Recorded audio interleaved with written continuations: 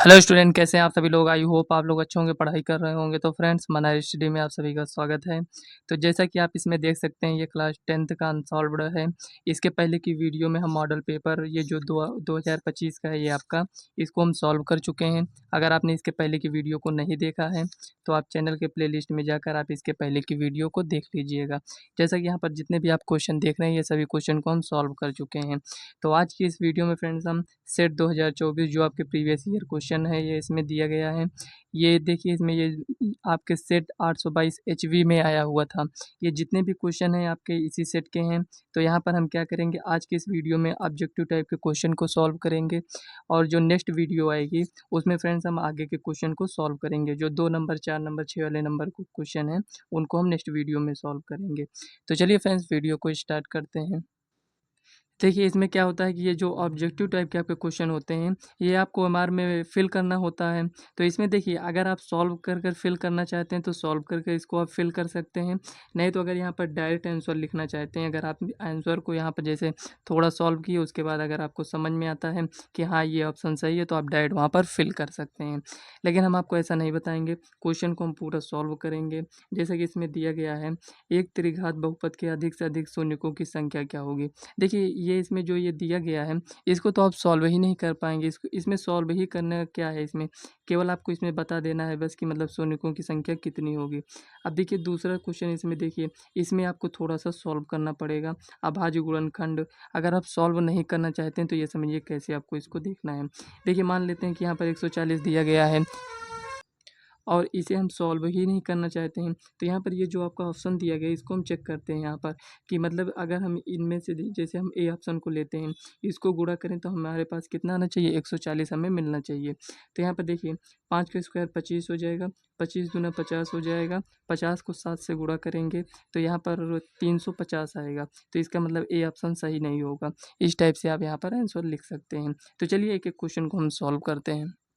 तो यहाँ पर देखिए, पहले का ऑप्शन आपका यहाँ पर बी ऑप्शन सही हो जाएगा। मतलब यहाँ पर क्या दिया गया है, त्रिघात दिया गया है, तो इसमें शून्यकों की संख्या पूछ रहा है आपसे। तो यहाँ पर देखिए, त्रिघात में क्या होता है और द्विघात में क्या होता है। जैसे मान लेते हैं द्विघात है, मान लेते हैं यहाँ पर इस टाइप से A X square plus B X plus C equal to 0 है। अगर यहाँ पर देखिए, ये द्विघात है, इसमें 2 पावर इसमें दिया गया अधिकतम पावर, तो ये द्विघात बहुपद हो गया आपका। तो यहाँ पर जब इसको हम सॉल्व करेंगे समीकरण बनाकर, तो इसमें क्या होगा कि आपके यक्स का जो मान होगा, आपको यहाँ पर 2 मान मिलेगा। अधिकतम पावर इसकी कितनी है, 2 है, तो यहाँ पर आपको 2 मिलेगा। अगर यही त्रिघात बहुपद है तो इसमें यक्स का कितना मान आपको मिलेगा, यहाँ पर आपको यक्स का 3 मान मिलेगा। कुछ भी मान आ सकता है। अगर यहाँ पर रैखिक होगा तो यक्स का मान केवल 1 होगा, मतलब जितना पावर रहेगा उतना यहाँ पर हमें मान मिलता है। तो यहाँ पर पहले का अगर ऑप्शन हम देखें तो यहाँ पर बी ऑप्शन यहाँ पर सही हो जाएगा और यहाँ पर ये दिया गया है 3। और यहाँ पर आते हैं, ये दूसरा क्वेश्चन देखते हैं इसमें जो दिया गया है। इसमें कह रहा है संख्या 140 का अभाज्य गुणनखंड होगा। तो यहाँ पर लिखेंगे, दूसरा क्वेश्चन हम नोट करते हैं पहले यहाँ पर। तो यहाँ पर देखिए, दूसरा क्वेश्चन है आपका, यहाँ पर लिखेंगे 140 का भाज्य गुणनखंड हमें लिखना है। तो यहाँ पर हम क्या करेंगे, इसको यहाँ पर हम सॉल्व करेंगे। तो देखिए, अगर आप ऐसे सॉल्व करना चाहते हैं तो ऐसे सॉल्व करिए, नहीं तो इस टाइप से आप सॉल्व कर लीजिए। तो यहाँ पर ये इसको 2 से करेंगे तो यहाँ पर 70, 2 से डिवाइड करेंगे तो 35 आएगा।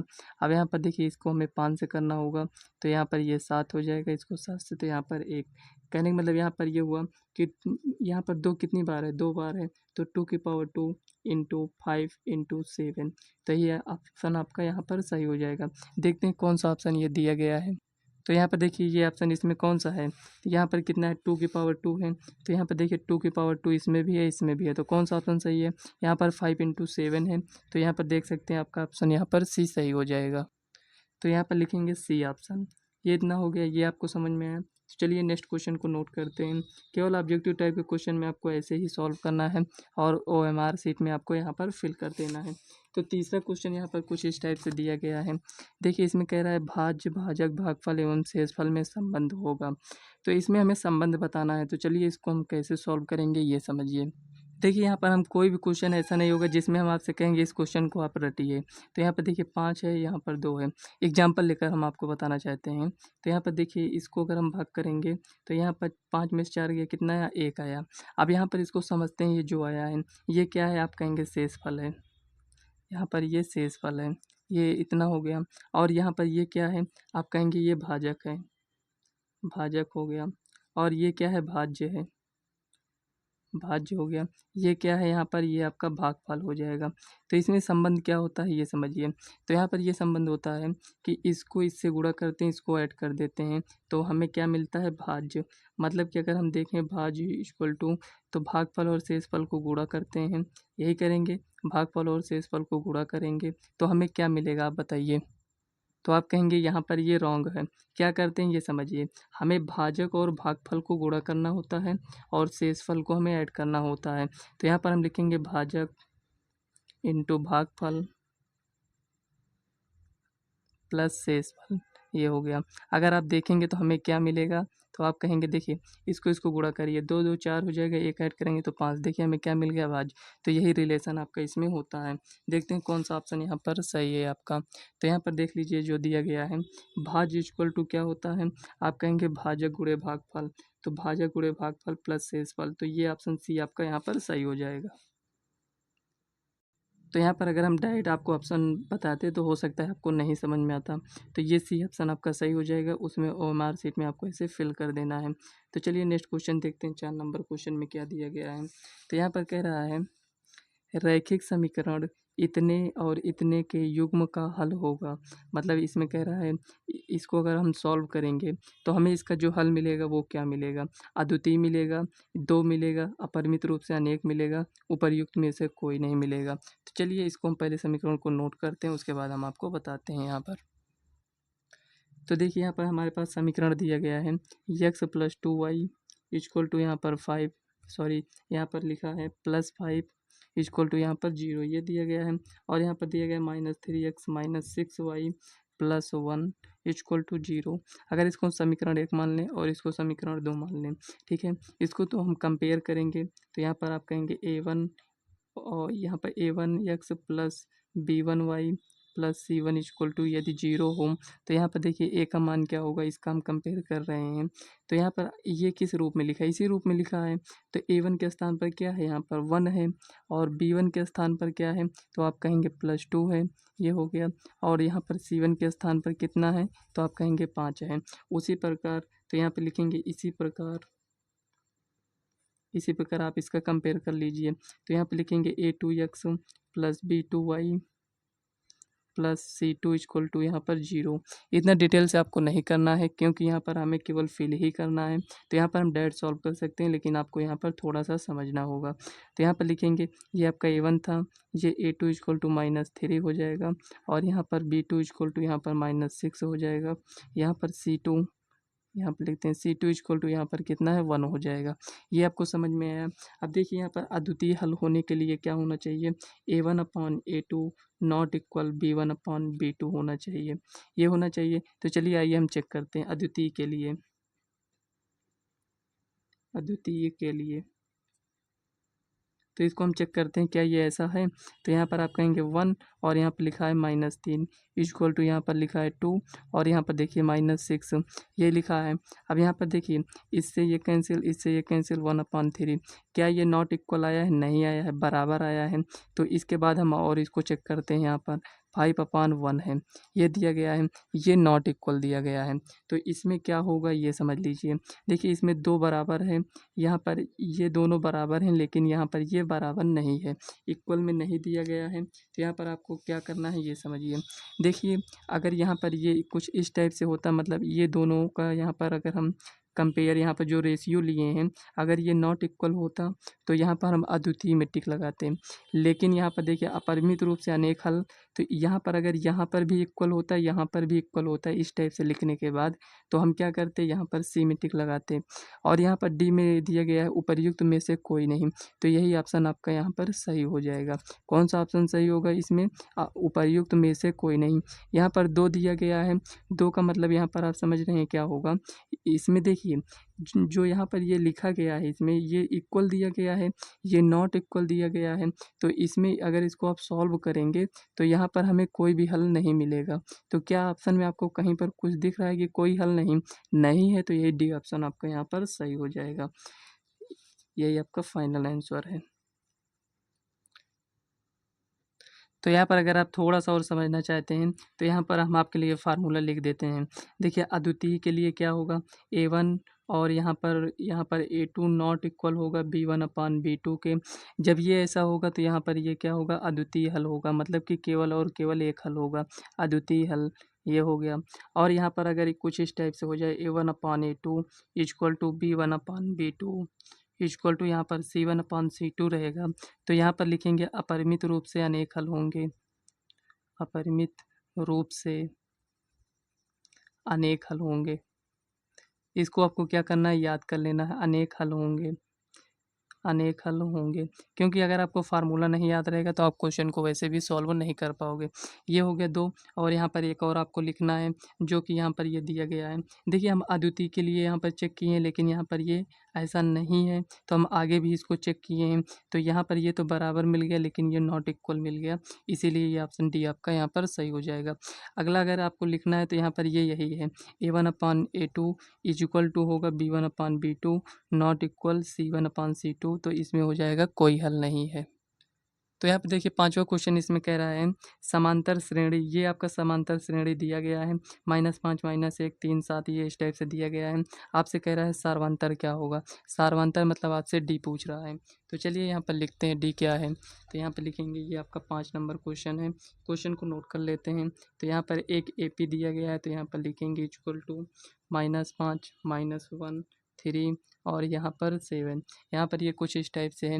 डी हमें ज्ञात करने के लिए क्या करना होगा, A2 -A1 कर सकते हैं। देखिए A1 A2 A3 A4 कुछ इस टाइप से दिया गया है।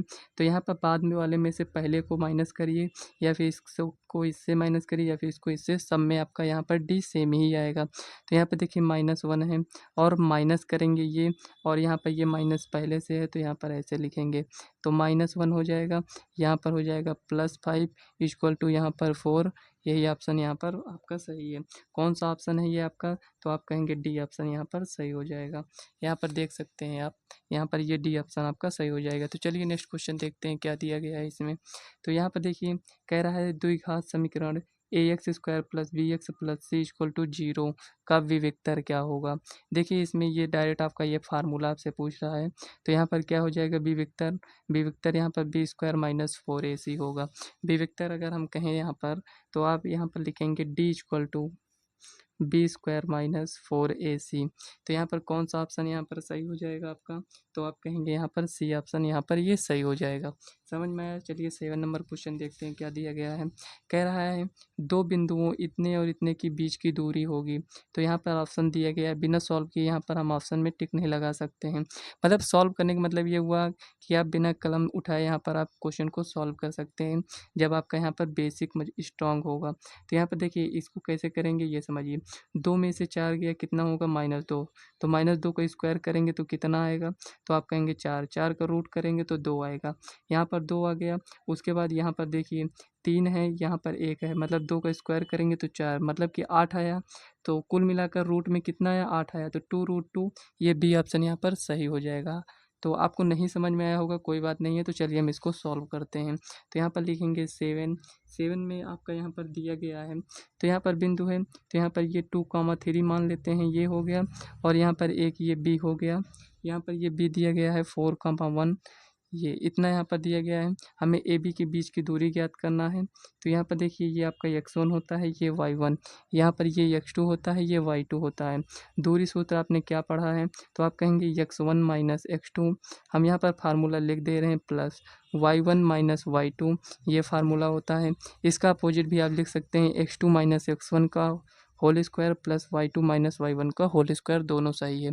क्यों दोनों सही होता है, क्योंकि यहाँ पर स्क्वायर लगा है, माइनस भी आता है तो वो प्लस कर देता है। तो यहाँ पर देखिए ए बी इक्वल टू, यहाँ पर लिखेंगे x1 कितना है 2, माइनस x2 कितना है 4, तो यहाँ पर स्क्वायर लगाएंगे, प्लस y1 कितना है यहाँ पर 3 है, और यहाँ पर y2 कितना है 1 है, इसका भी स्क्वायर करेंगे। तो यहाँ पर देखिए जो हम आपसे कह रहे थे, 2 में से 4 जाएगा, कितना बचेगा -2, -2 का स्क्वायर करेंगे तो 4 आएगा।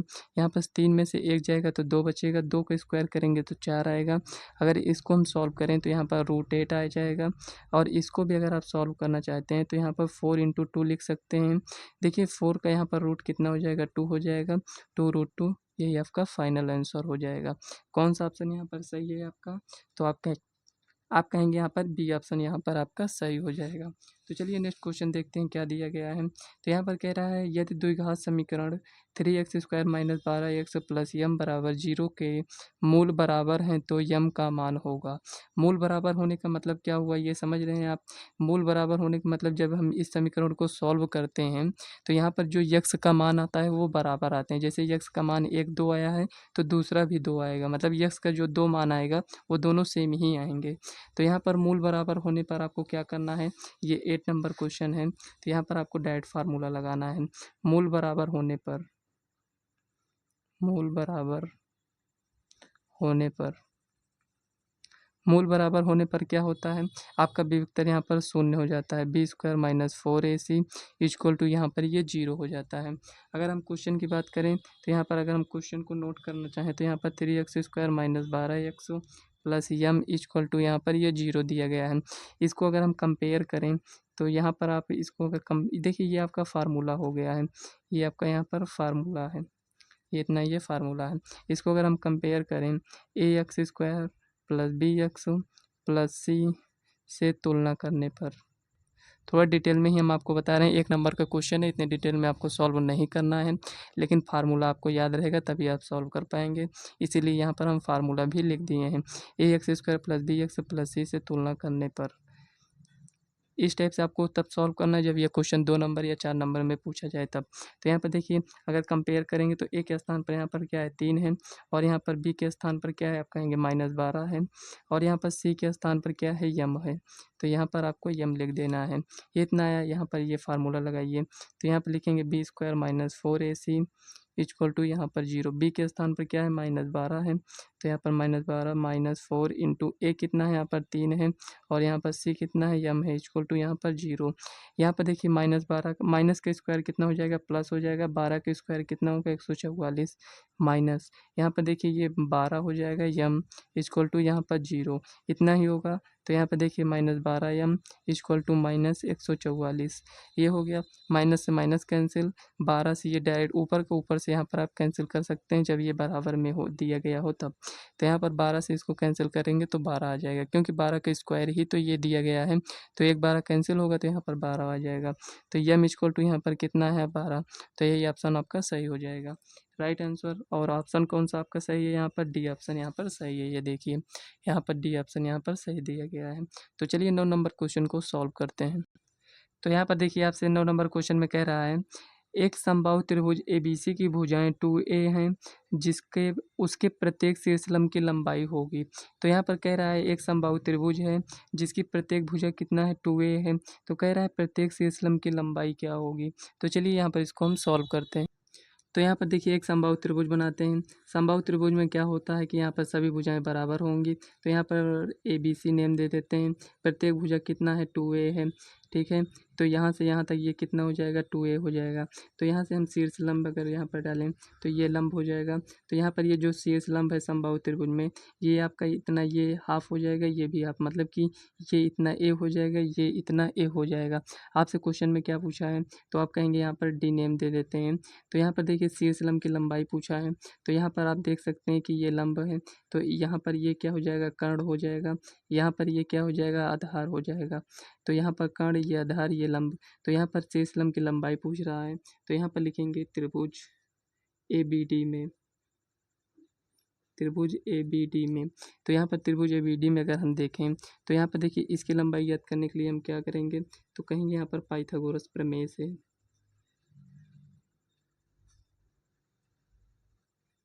अगर आपको फार्मूला डायरेक्ट याद है तो आप डायरेक्ट लगा सकते हैं, लेकिन अगर आपको फार्मूला नहीं याद है तो आप ऐसे इसको लिख लीजिएगा।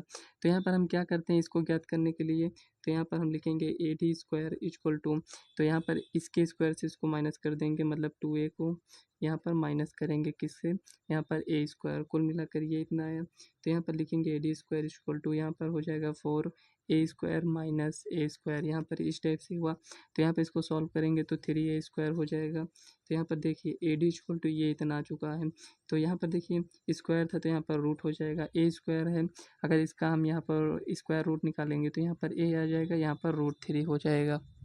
देखिए अगर आपको फार्मूला नहीं याद था तो उस टाइप से यहाँ पर सॉल्व कर सकते हैं। अगर आपको फार्मूला याद है तो यहाँ पर आपको इस टाइप से फिगर आपको नहीं बनाना पड़ेगा। तो यहाँ पर देखिए ये ऑप्शन आपका यहाँ पर सी ऑप्शन यहाँ पर सही हो जाएगा। तो यहाँ पर सी ऑप्शन आपका सही हो गया। तो 10 नंबर क्वेश्चन में यहाँ पर देखते हैं क्या दिया गया है। तो यहाँ पर आप देख सकते हैं 10 नंबर क्वेश्चन में कह रहा है निम्नलिखित सारणी का माध्य होगा। देखिए क्वेश्चन में थोड़ा सा मिसप्रिंट था, यहाँ पर 1 यहाँ पर 3 था, तो 1 से 3, 3 से 5, 5 से 7 इस टाइप से था, इसमें 5 दिया गया था। तो यहाँ पर हमें ज्ञात क्या करना है, माध्य ज्ञात करना है। तो चलिए इस क्वेश्चन को नोट करते हैं और इसको हम सॉल्व करते हैं। तो यहाँ पर देखिए क्वेश्चन यहाँ पर 10 नंबर क्वेश्चन को यहाँ पर हम नोट कर लिए हैं। तो चलिए इसको हम सॉल्व करते हैं। देखिए फ्रेंड्स यहाँ पर अगर आपको जितना भी समझ में आता है उतना आप समझने का ट्राई करिए, क्योंकि इसी टाइप के क्वेश्चन काफ़ी बार यहाँ पर रिपीट हुए हैं। इतने सेट हैं, जब हम क्वेश्चन को सॉल्व कराएंगे तो जितने भी आपको क्वेश्चन अभी हम सॉल्व कराएँ ये सभी क्वेश्चन आपको रिपीट मिलेंगे। तो यहाँ पर देखिए जितना समझ में आ रहा है उतना केवल अभी आप समझिए। तो यहाँ पर ये वर्ग अंतराल हो गया, ये बारंबारता फ्रीक्वेंसी हो गया, ये XI हो गया, ये मतलब वर्ग चिन्ह है आपका।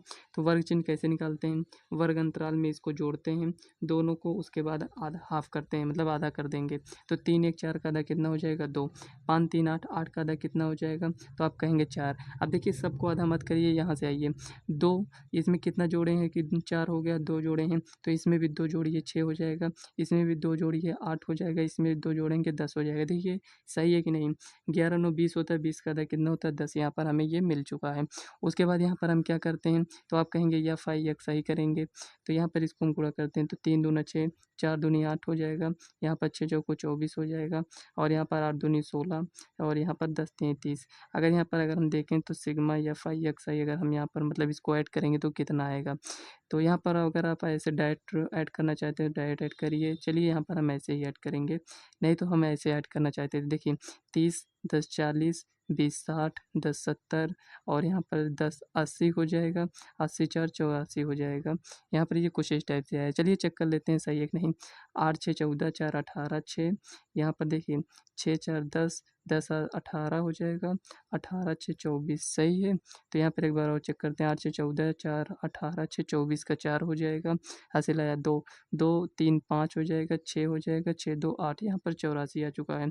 और यहाँ पर इसको ऐड करते हैं, sigma F I equal to 3 2 5 4 9 2 11 3 14, ये इतना आ चुका है। तो यहाँ पर देखिए माध्य ज्ञात करने के लिए हम क्या करते हैं, तो आप कहेंगे यहाँ पर सिग्मा एफ आई एक्स आई अपॉन सिग्मा एफ आई, ये कुछ इस टाइप से आ गया। 14 यहाँ पर आ गया, 84 यहाँ पर लिखेंगे, 14 को यहाँ पर लिखेंगे। देखिए जो लिखा है 14 छंग 84, ये हो गया।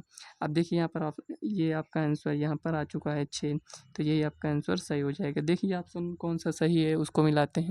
तो यहाँ पे देखिए डी ऑप्शन यहाँ पर सही हो जाएगा। कहाँ क्वेश्चन दिया गया ये देखिए 6, यहाँ पर यही ऑप्शन आपका सही हो जाएगा। तो यहाँ पर लिखेंगे डी ऑप्शन।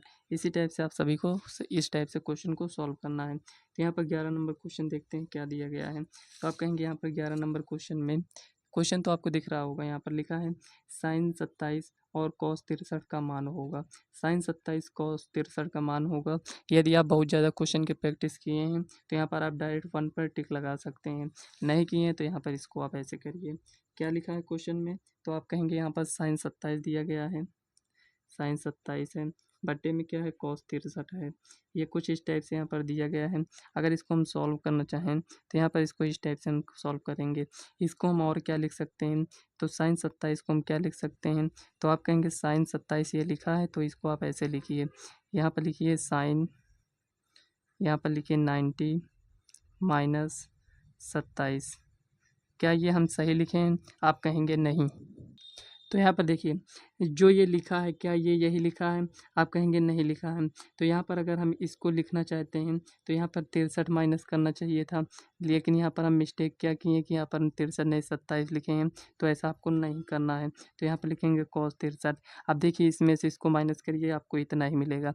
अब आप कहेंगे साइन 90 माइनस थीटा क्या होता है, तो आप कहेंगे कॉस थीटा।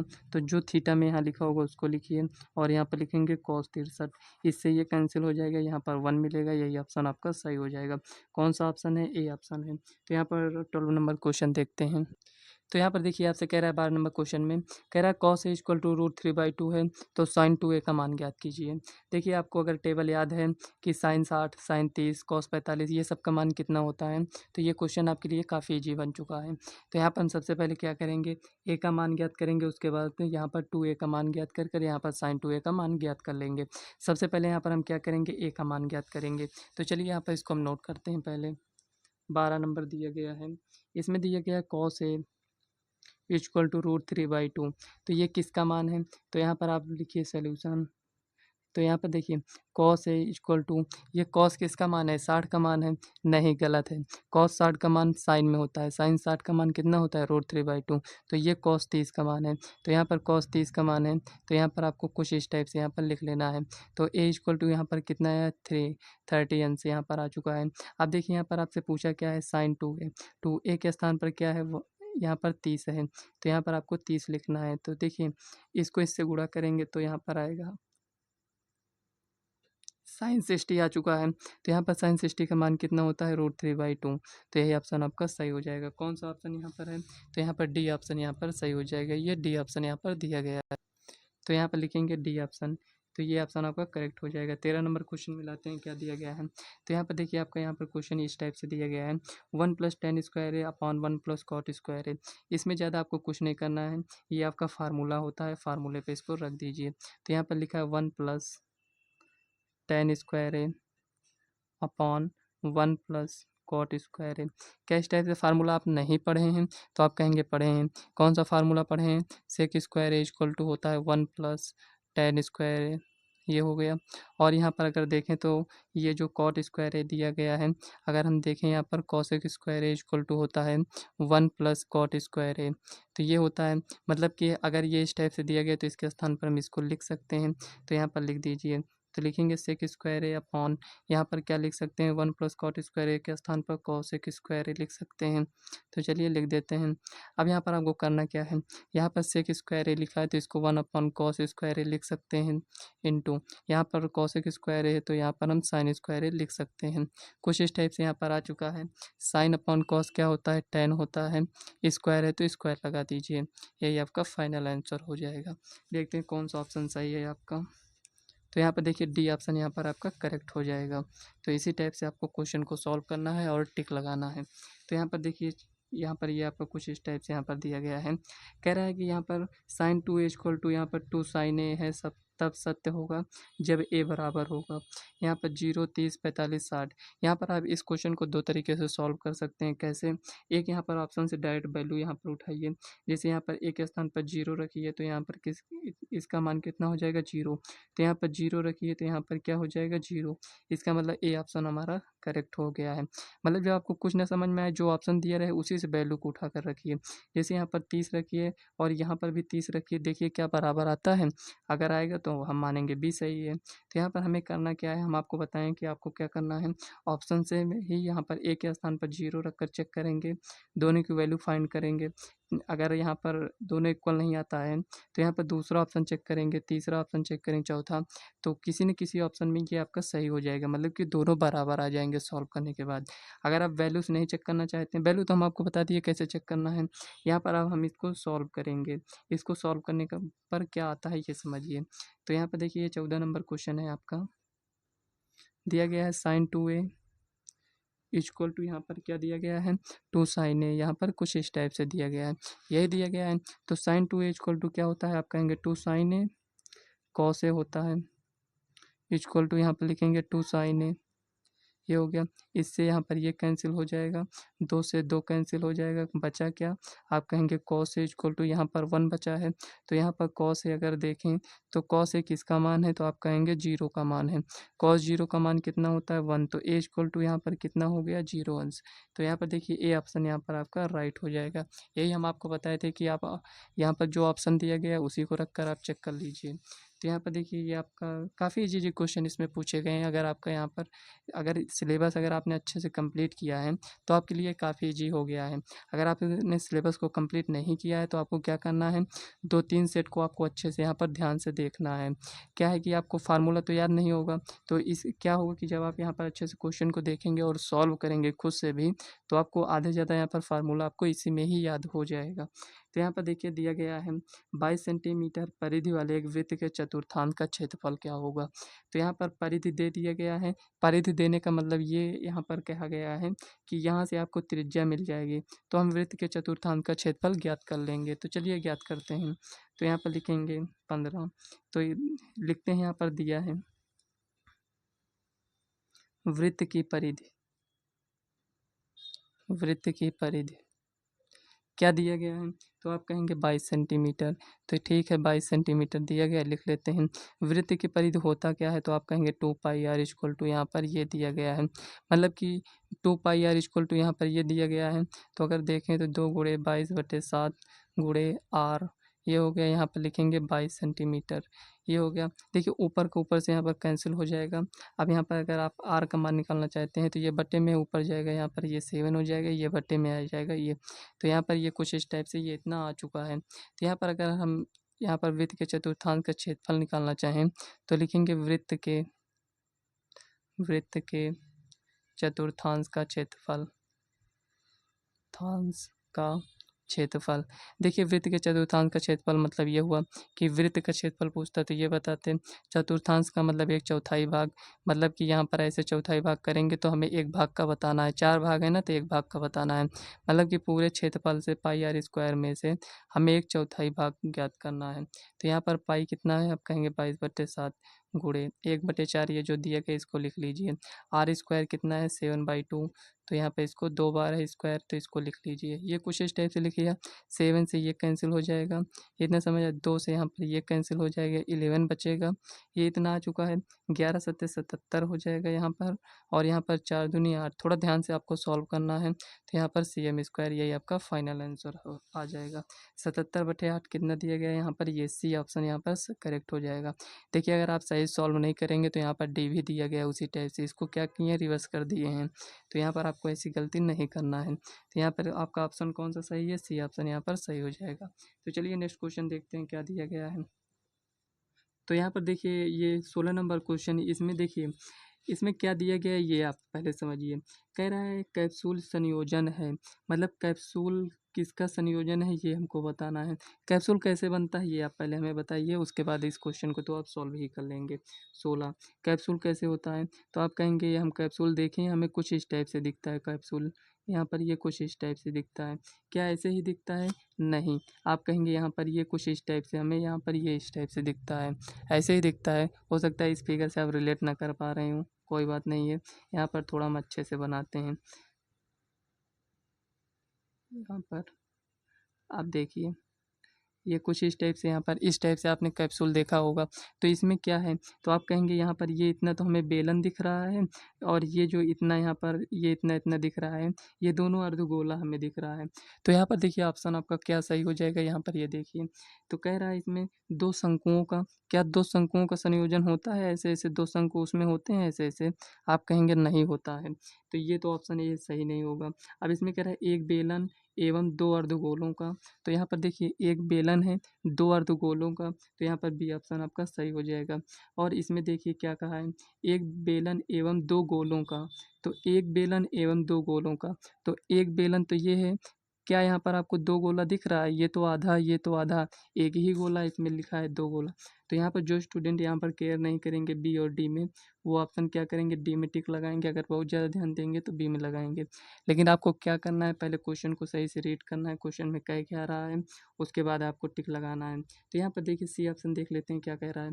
कह रहा है एक बेलन एवं एक अर्धगोले का, एक बेलन है, एक बेलन है और एक अर्धगोला, क्या एक ही अर्धगोला है, ये भी तो है। तो इसीलिए यहाँ पर हम ए सी और डी में टिक नहीं लगाएंगे, बी में लगाएंगे। क्योंकि देखिए क्वेश्चन तो आप सॉल्व कर लेंगे ये हमें पता है, लेकिन आपको रीज़न भी तो पता होना चाहिए कि यहाँ पर ये क्यों नहीं होगा। अभी यहाँ पर आप समझ लीजिए, उसके बाद जब एग्ज़ाम में अगर आपको केवल सही ऑप्शन आपको देखना है बस, इसमें क्या दिया गया उससे हमसे मतलब नहीं है। केवल हम राइट आंसर यहाँ पर देखेंगे कि हमारे लिए राइट आंसर क्या है, उसको वहाँ पर देखेंगे, ओएमआर में फिल करेंगे, उसके बाद आगे बढ़ जाएँगे। तो यहाँ पर ये ऑप्शन आपका बी ये सही हो जाएगा। बी ऑप्शन में क्या है, तो लिख लेते हैं यहाँ पर एक बेलन एवं एवं 2 अर्धगोलों का।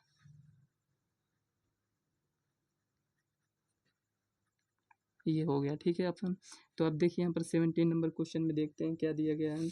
तो आप कहेंगे यहाँ पर 17 नंबर क्वेश्चन में देखिए फ्रेंड्स, ये क्वेश्चन आपको याद क्वेश्चन सॉरी फ्रेंड्स, यहाँ पर क्वेश्चन को आपको याद नहीं करना है, आपको फार्मूले को याद करना है। तो यहाँ पर 17 नंबर क्वेश्चन में दिया गया है, यदि कुछ आंकड़ों का माध्य तथा बहुलक क्रमशः इतना इतना दिया गया है तो आपसे कह रहा है माध्यक ज्ञात कीजिए। मतलब कि यहाँ पर हमें माध्य और बहुलक देकर आपसे माध्यक पूछ रहा है। तो यहाँ पर आपको एक फार्मूला याद कर लेना है।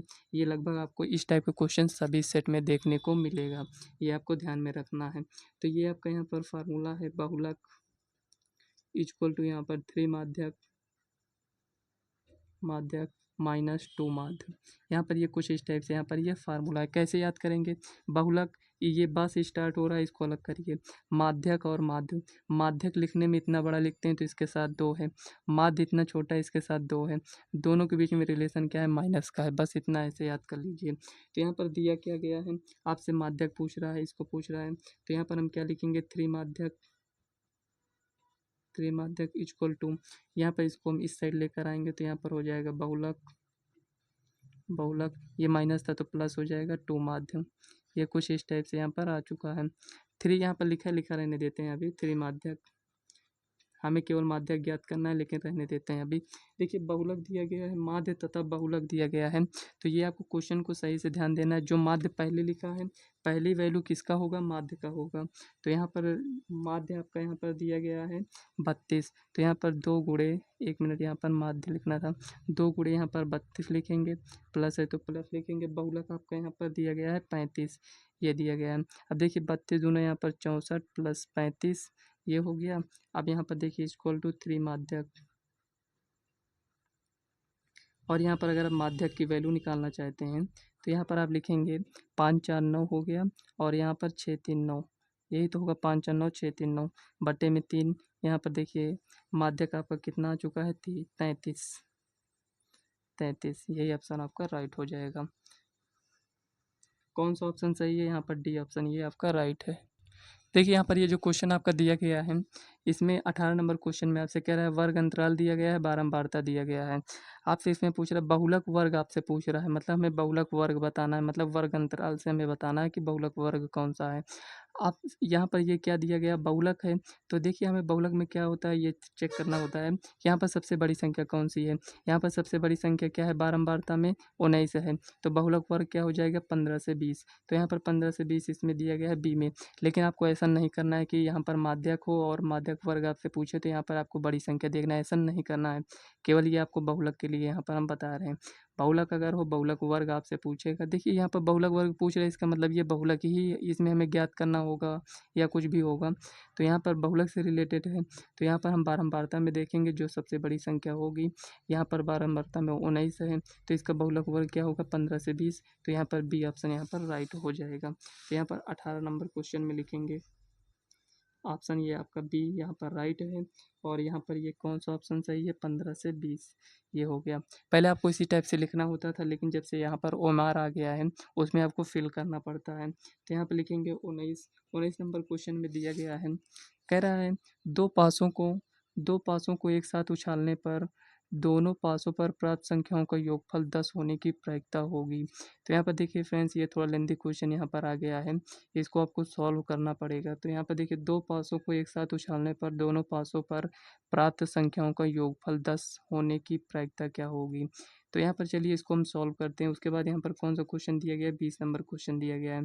तो कह रहा है एक पासे को एक बार फेंकने पर सम संख्या प्राप्त होने की प्रायिकता क्या होगी। तो यहाँ पर चलिए 20 नंबर पहले हम सॉल्व करते हैं, उसके बाद 19 नंबर क्वेश्चन को सॉल्व करते हैं। ऐसा क्यों करेंगे अभी हम आपको बताते हैं। देखिए एक पासे को एक बार फेंकने पर सम संख्या प्राप्त होने की प्रायिकता क्या होगी। तो यहाँ पर देखिए 19 नंबर क्वेश्चन को रहने देते हैं, यहाँ पर इसको हम 20 नंबर क्वेश्चन यहाँ पर फिल करते हैं। तो यहाँ पर देखिए सम संख्या आने की प्रायिकता, सम संख्या आने की प्रायिकता। देखिए जो यहाँ पर आपका पासा होता है उसमें नंबर लिखे होते हैं 1 2 3 4 5 6 या फिर डॉट डॉट ऐसे बना होता है, 1 के लिए 1, 2 के लिए 2 ऐसे बना होता है ना, तो उसको यही समझ लीजिए यहाँ पर 2। तो यहाँ कह रहा है सम संख्या आने की प्रायिकता। सम क्या है, ये सम है, ये सम है, ये सम है। तो यहाँ पर क्या होता है अनुकूल परिणामों की संख्या। अनुकूल में कितना है 1 2 3, यहाँ पर ये कुल कितना है 1 2 3 4 5 6, तो ये हो गया। तो 1/2 ये आपका फाइनल आंसर हो जाएगा। अब यहाँ पर देखिए 19 नंबर क्वेश्चन को हम यहाँ पर क्यों रोके थे, यहाँ पर इसको समझ लीजिए। यहाँ पर आपको क्या करना है, यहाँ पर कह रहा है कि जब हम दो फांसों को एक साथ उछालें तो यहाँ पर 10 क्या होना चाहिए, योगफल प्राप्त होने की प्रायिकता क्या है। तो यहाँ पर आपको थोड़ा सा यहाँ पर ध्यान देना है, कुछ इस टाइप से आपको बनाना पड़ेगा इसमें। तो यहाँ पर हम आपके लिए बना ही देते हैं, थोड़ा सा टाइम लगेगा बस इसमें। यहाँ पर ये कुछ इस टाइप से। तो यहाँ पर देखिए 1 लिखेंगे और यहाँ पर देखिए 1 हो गया, 2 हो गया, 3 हो गया, 4 5 6 ये हो गया। तो यहाँ पर देखिए 1, 1 हो जाएगा और यहाँ पर 1, 2 हो जाएगा, 1, 3 हो जाएगा, यहाँ पर 1, 4 हो जाएगा, यहाँ पर 1, 5 और यहाँ पर 1, 6 कुछ इस टाइप से आ चुका है। तो यहाँ पर 2, 1 हो जाएगा, ये हो गया। और यहाँ पर देखिए 2, 2 हो जाएगा, यहाँ पर इसको लिख लेते हैं ऐसे, ये हो गया 2 3 4 5 6, ये यहाँ पर कुछ इस टाइप से आ चुका है।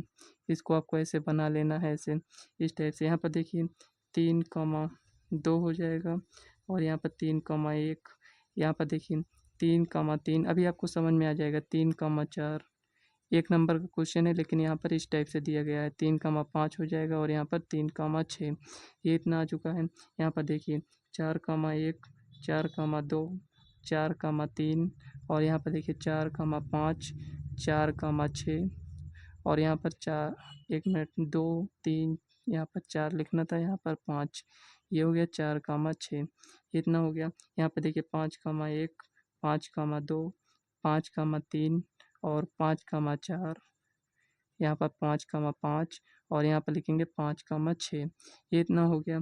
यहाँ पर लिखेंगे 6, 1 6, 2 6, 3 और यहाँ पर 6, 4 6, 5 और यहाँ पर 6, 6 देखिए इसमें कह रहा था कि दो पासों को एक साथ उछालने पर, तो इसमें देखिए अनुकूल परिणामों की संख्या क्या होगा, कुल परिणामों की संख्या क्या होगा। कुल परिणामों की संख्या यहाँ पर कुछ इस टाइप से बनेगा, मतलब कि हो सकता है पहले पासे को उछालें तो 1 आ जाए, दूसरे में भी 1 आ जाए और उसके बाद यदि हम उछालें तो यहाँ पर 1 आ जाए या 2 आ जाए, तो इस टाइप से यहाँ पर ये कुल इतना बनेगा। ये कितना है, 1 में 6 है तो 6 यहाँ पर पूरा अगर जोड़ेंगे ऐड करेंगे तो यहाँ पर ये 36 हो जाएगा। तो कहने का मतलब यहाँ पर ये हुआ कि यहाँ पर कुल कितने परिणाम आ सकते हैं, 36। कह रहा है ऐड करने पर कितना आना चाहिए, यहाँ पर 10 आना चाहिए। तो इन दोनों को ऐड करिए, कितना आएगा, 2 आएगा। इनको 3, इनको 4, इनको 5, यहाँ पर 6, यहाँ से ऐड करने पर हमें नहीं मिलेगा। यहाँ पर देखते हैं तो यहाँ पर देखिए 8 तक है, 6 3 9 तक है। तो यहाँ पर देखिए 6 4 यहाँ पर 10 आ गया है और यहाँ पर देखिए 1 यहाँ से मिलेगा, 2 यहाँ पर 3, यहाँ पर ये कुछ इस टाइप से 3 कम यहाँ पर, ये आपका फाइनल आंसर आ जाएगा। समझ में आया यहाँ पर हम कहना क्या चाह रहे थे। यहाँ पर अनुकूल हमें परिणाम कितने मिले हैं, एक यहाँ से ये एक ये मिल गया, दूसरा ये मिल गया, तीसरा यहाँ पर ये मिल गया, कि मतलब इन दोनों को ऐड करें तो यहाँ पर हमें 10 मिलना चाहिए। तो अनुकूल परिणाम कितने हुए, 1 2 3, तो यहाँ पर 3 लिखे। कुल परिणाम कितने, 36, तो यहाँ पर 1/12 ये आपका फाइनल आंसर हो जाएगा। कौन सा ऑप्शन यहाँ पर सही है, तो यहाँ पर ए ऑप्शन आपका सही हो जाएगा। यहाँ पर इतना हमें लिखने की आवश्यकता नहीं थी लेकिन आपको यहाँ पर बताना था, इसलिए यहाँ पर इसे हमें पूरा लिखना पड़ा। नहीं तो यहाँ पर हम क्या करते हैं, इन सबको लिखते ही ना डायरेक्ट यहाँ पर लिख लेते हैं। आपको इसको बनाना कैसे है ये समझ लीजिए। 1 2 3 4 5 6 ऐसे लिखना है। उसके बाद देखिए 1 2 3 4 5 6 ऐसे ऐसे आपको यहाँ पर इस साइड ऐसे ऐसे लिखते चले आना है। यहाँ पर ये आपका 36, यहाँ पर ये इस टाइप से टेबल बनकर तैयार हो जाएगा। तो यहाँ पर देखिए फ्रेंड्स आज की आज के इस वीडियो को हम यहीं तक रखेंगे। वीडियो कैसी लगी कमेंट बॉक्स में ज़रूर बताइएगा। वीडियो पसंद आए तो वीडियो को लाइक व चैनल को सब्सक्राइब कर लीजिएगा और इस वीडियो को ज़्यादा से ज़्यादा शेयर करिएगा।